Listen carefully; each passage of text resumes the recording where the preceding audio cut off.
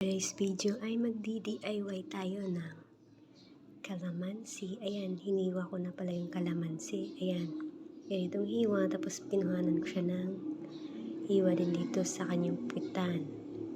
Ayan, 4 slice yan. Tapos maglalagay tayo dito ng asin at alcohol. Tsaka downy.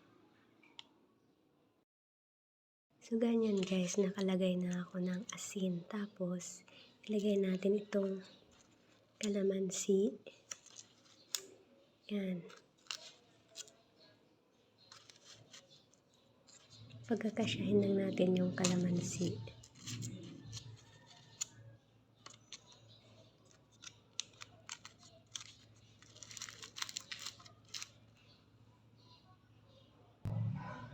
At ayan na guys, nalagay ko na yung lahat ng kalamansi.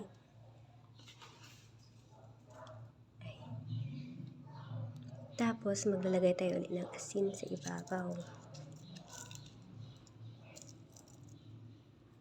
Yan.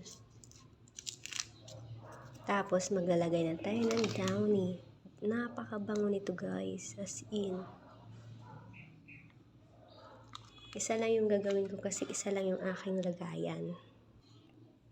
Tapos, alcohol.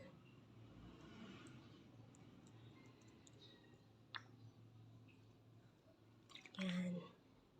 At hayaan lang siya guys. Ilagay lang dun sa kung saan nyo gusto ilagay. Sobrang bango nito.